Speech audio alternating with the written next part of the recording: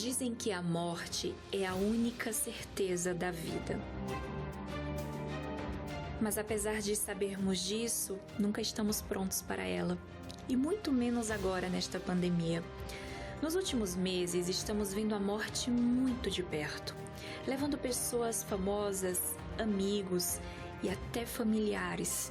Ela não tem escolhido idade nem classe social. Sofremos pela possibilidade de perder a nossa vida e também por perder quem amamos. E ficamos assim, no vazio da separação. Será que a morte é realmente o fim? Será que quando os olhos se fecham, nunca mais veremos as pessoas que amamos? O que acontece depois da morte? Hoje existem muitas explicações que tentam desvendar esse mistério. A mais comum afirma que quando morrermos, iremos para o céu ou para o inferno. E também existe a possibilidade de passarmos um tempo no purgatório. Algumas religiões pregam que as almas ficam vagando pelo mundo, assustando os vivos. Também há crenças que dizem que o nosso espírito pode voltar a esta terra em um novo corpo, que pode ser de um ser humano ou até de animais. Mas há quem pense também que a morte é realmente o fim da existência e que as pessoas que já morreram só podem viver mesmo nas nossas lembranças. São explicações às quais nos apegamos com o intuito de aliviar a dor da separação, mas também para entendermos o sentido da nossa vida. Você há de concordar comigo que não podemos ser iludidos quanto a este assunto. É muito importante saber o que acontece depois da morte. Afinal, isso pode mudar totalmente a maneira como enxergamos a nossa vida hoje. O que será que a Bíblia nos diz sobre este assunto? Onde estão os mortos? Eis que vem dias, diz o Senhor Jeová, em que enviarei fome sobre a terra, não fome de pão, nem sede de água, mas de ouvir a palavra do Senhor. Jesus respondeu, está escrito, nem só de pão viverá o homem, mas de toda palavra que sai da boca de Deus. Está escrito, apresentado por Joel Flores. É difícil para os seres humanos compreender e aceitar a morte como parte da vida. Salomão escreveu que Deus colocou no coração humano o desejo de viver para sempre. Sabe que todos nós queremos encontrar sempre alguma explicação para satisfazer nosso coração quando enfrentamos a morte. E a maior pergunta é: o que acontece quando uma pessoa morre? É interessante analisar algumas crenças sobre a morte. Por exemplo, o Espiritismo e várias religiões orientais dizem que a morte é apenas uma aparência. Ou seja, quando uma pessoa morre, a pessoa vai para outros planos de existência. O hinduísmo acredita no samsara. Samsara significa que a vida presente é o resultado das existências anteriores, por meio da lei do karma, que eles acreditam. Nossos irmãos católicos acreditam que os mortos vão para o céu, ou para o inferno, ou para o purgatório. Que é o purgatório? Um suposto lugar intermediário entre o céu e o inferno, onde as pessoas sofrem e podem ser purificadas dependendo das suas obras. Agora, a maioria das denominações cristãs acreditam que os salvos vão para o céu imediatamente após a morte e os ímpios serão eternamente queimados no inferno após a volta de Cristo. Se você percebe, todas essas crenças têm alguma coisa em comum. Todas têm a imortalidade da alma. Nós já vimos no programa anterior como Satanás, lá no Jardim do Éden, colocou muitos argumentos. E o primeiro argumento do Satanás, lá no Jardim do Éden, é que ele contradisse a palavra de Deus que havia falado no livro de Gênesis, capítulo 2, verso 17. Ali Deus diz, no dia que você comer da fruto da árvore proibida, vai morrer. Mas depois vem o diabo e diz assim, no livro de Gênesis capítulo 3, verso 4, não morrereis. Ou seja, você não pode morrer. Você, mesmo quando vai para o túmulo, você ainda continuará vivo. E como diz o diabo? Dessa maneira, alguma coisa de você continuará vivo. E daí vem o conceito de que quando o ser humano vai para o túmulo, o ser humano morre, a alma deixa o corpo para continuar vivendo em algum outro lugar. Você sabe que em hebraico, que é a língua em que a Bíblia foi escrita, a palavra alma é a palavra nefesh. E a palavra nefesh aparece 755 vezes no Antigo Testamento. Na língua grega, em que o Novo Testamento foi escrito, a palavra alma é a palavra psique. Então, tanto no hebraico como no grego, a palavra alma significa pelo menos 3 coisas. Alma significa vida, pessoa ou mente. Vou repetir isto. Alma significa vida, pessoa ou mente. Nunca, aqui na Bíblia, alma significa uma parte que sai do corpo. Mas por que precisamos ir para o idioma original para ter uma explicação melhor de certas palavras? Se você conhece mais de um idioma, sabe que ao traduzir uma palavra de um idioma para outro, pode perder sua força ou, inclusive, pode ter outros significados a mesma palavra. Eu vou colocar aqui um exemplo. Vou usar a minha língua. Eu falo muito bem espanhol. Em espanhol, que é meu idioma, a palavra exquisito significa delicioso, agradável. Eu posso dizer assim, o jantar de hoje foi muito esquisito. Pessoas que falam espanhol vão me entender que gostei muito. Porém, a mesma palavra esquisito em português significa alguma coisa estranha. Se eu usar a mesma palavra em português, eles vão entender que o jantar não foi bom, que eu não gostei. Enquanto para alguma pessoa a palavra pode fazer feliz, para outra pessoa pode entristecê-lo. Vai depender do contexto, vai depender do idioma que você vai dizer a palavra. A mesma palavra que significa outra coisa que em outros países hispanos. Você sabe que a Bíblia foi escrita em hebraico, aramaico e grego. Não foi escrita em espanhol ou em português. Então, quando lemos a Bíblia, temos que entender o pensamento hebraico.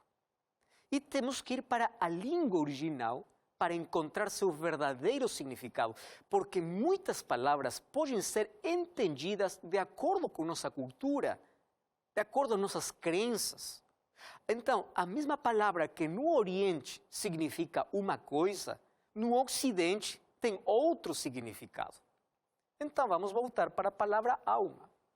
Alma significa vida, pessoa, mente.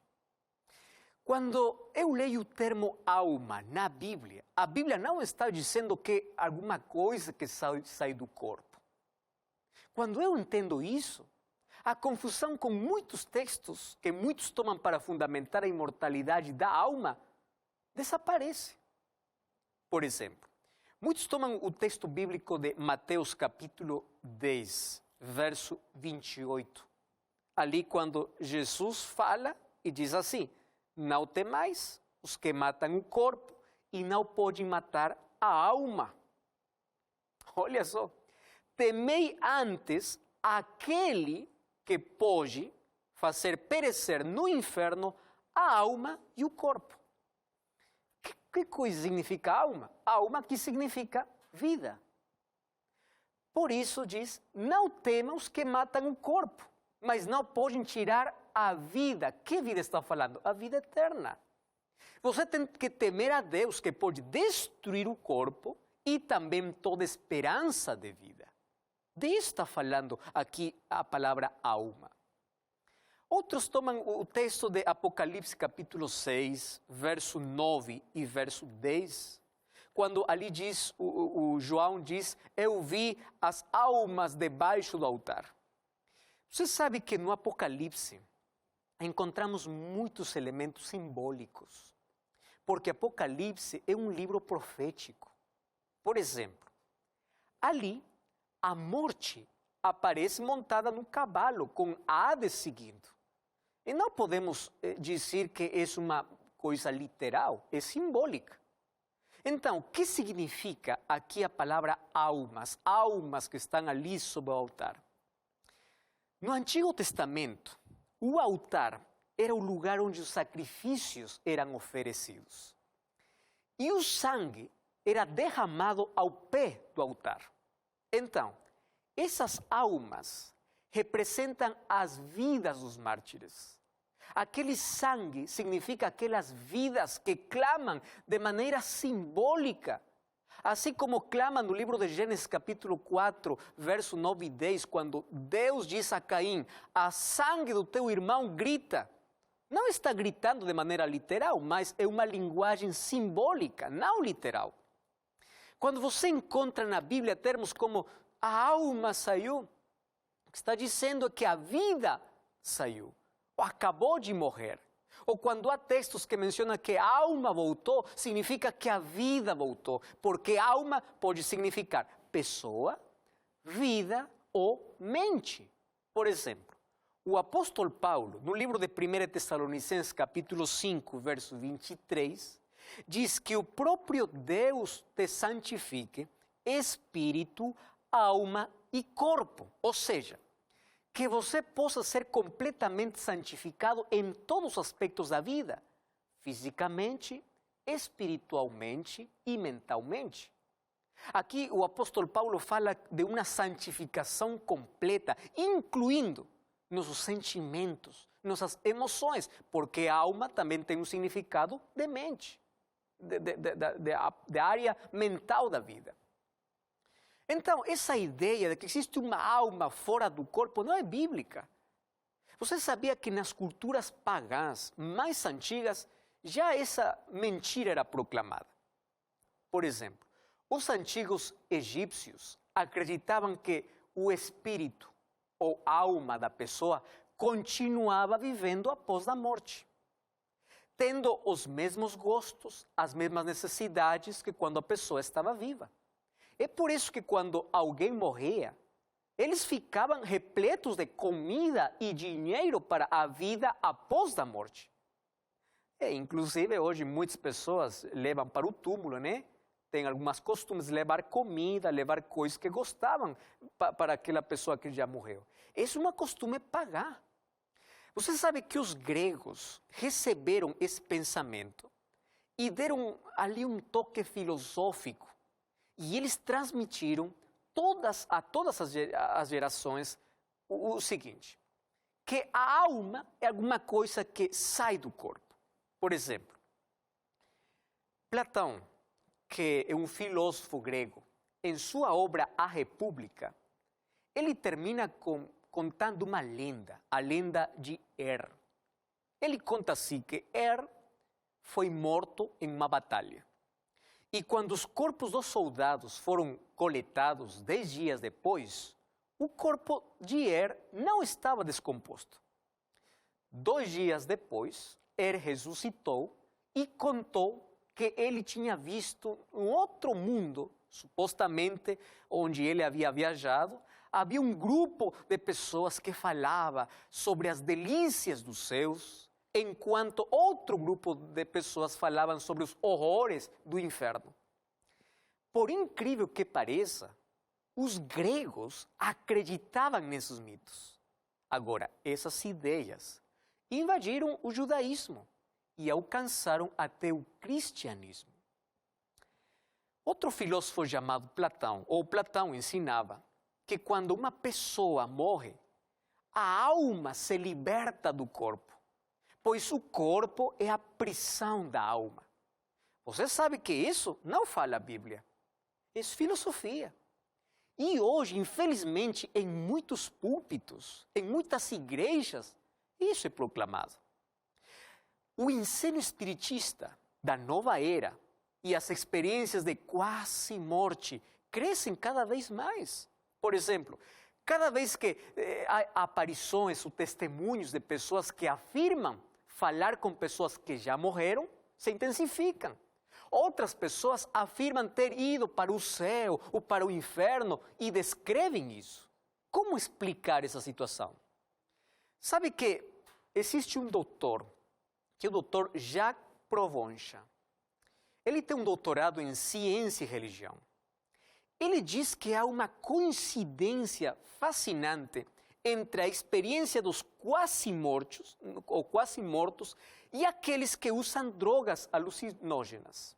Por exemplo, pessoas que passam por essas experiências, eles relatam ter visto, ter sentido alguma coisa indescritível.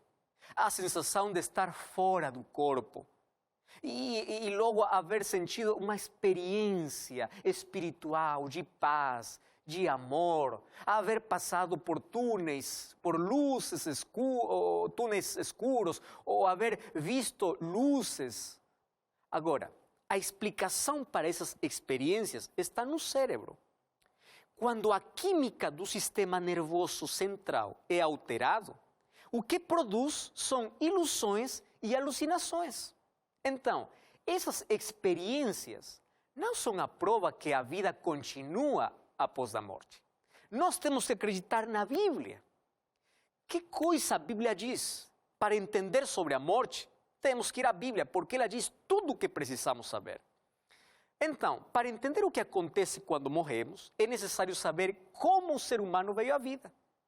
Vamos para o livro de Gênesis, capítulo 2, o verso 7. Olha só o que diz aqui o livro de Gênesis, capítulo 2, o verso 7. Então formou o Senhor Deus o homem do pó da terra, e lhe soprou nas narinas o fôlego de vida, e o homem passou a ser alma vivente. Olha só. O ser humano foi alma vivente. Alma é uma pessoa. Alma é você, sou eu. Alma não é um espírito desencarnado. O pó juntou-se com o fôlego, com o sopro de vida e surge a alma. Surge quem? O ser humano. Então, o que acontece quando alguém morre? Vamos para o livro de Eclesiastes, ou Eclesiastes, capítulo 12, verso 7. O livro de Eclesiastes, capítulo 12, verso 7. Ali diz a palavra de Deus: e o pó volta para a terra como era, e o espírito volta a Deus, quem deu. No momento da morte, as coisas se invertem. O fôlego de vida volta para Deus e o homem volta para o pó, porque nos tornamos pó. O livro de Gênesis, capítulo 3, verso 19, afirma que o ser humano se torna pó. Agora, e qual é o espírito que retorna a Deus? Sabe, quando Deus deu seu fôlego de vida, Ele não deu um fôlego pensante. A palavra hebraica ruach significa respiração. Nada mais do que isso. Em grego, a palavra pneuma, de onde deriva a palavra pneumático, é ar, respiração. Nada mais que isso, é ar.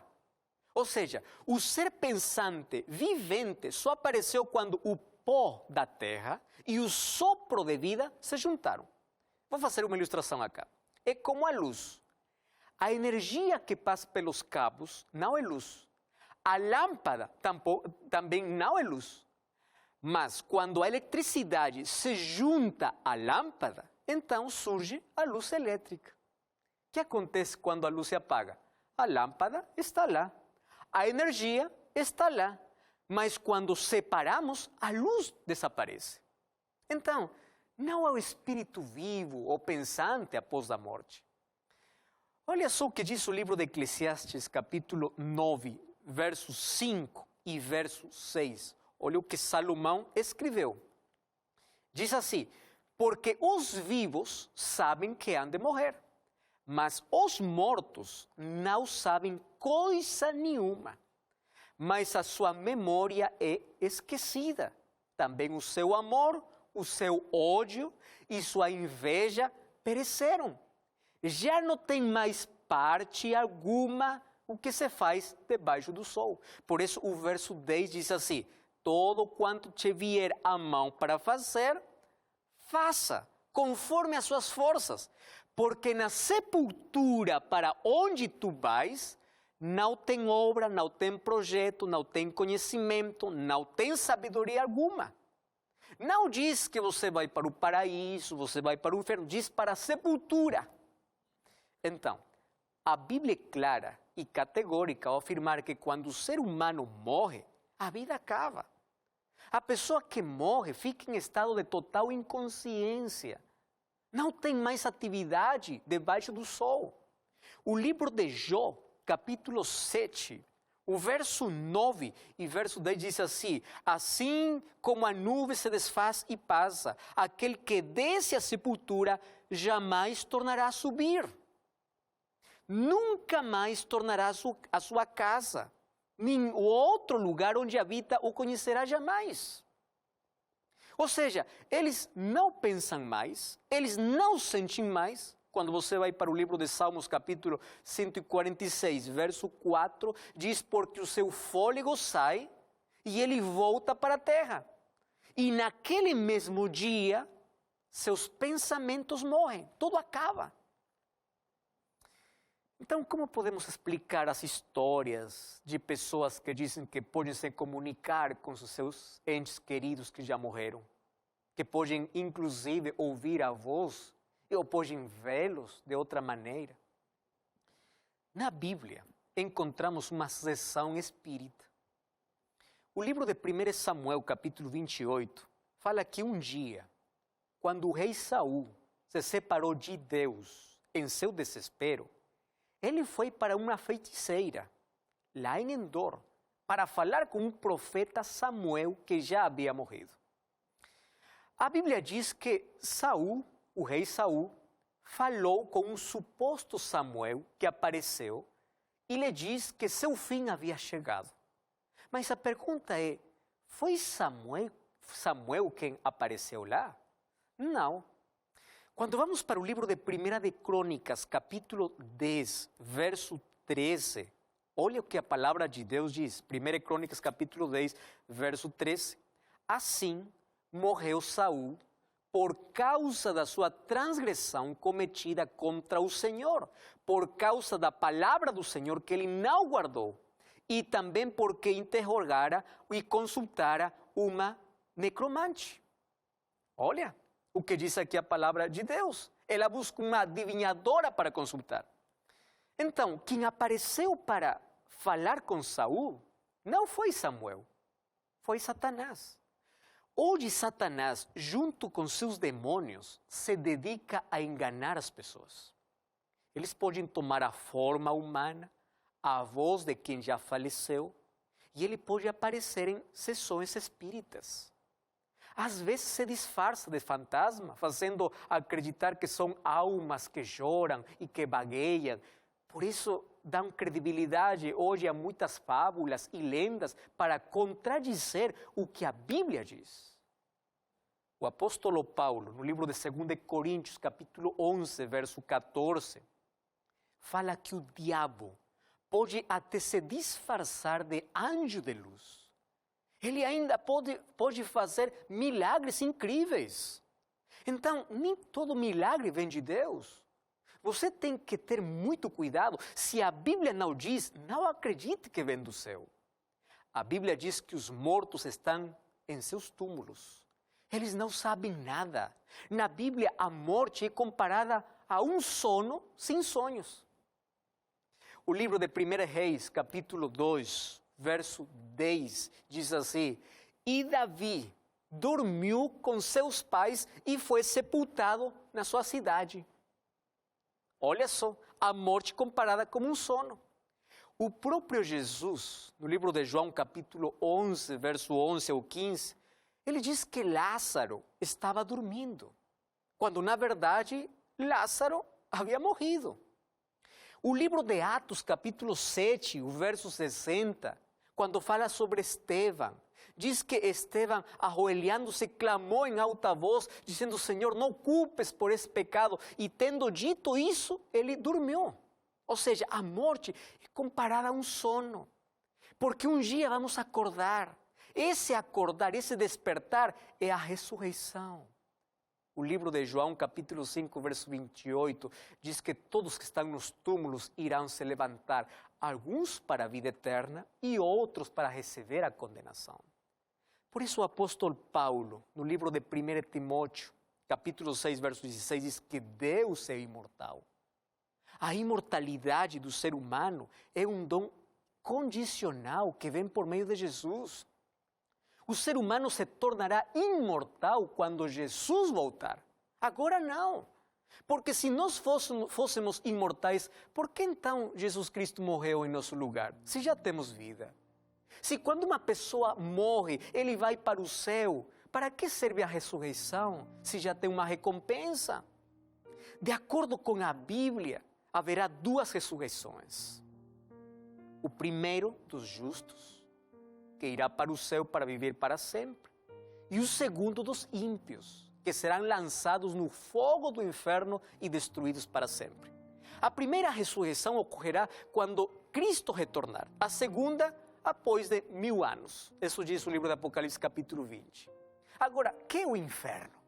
Existe um tormento eterno? Como podemos explicar a parábola de Lucas 16, de um homem rico e Lázaro? Isso analisaremos com detalhes no próximo programa, o que Jesus ensinou sobre isso.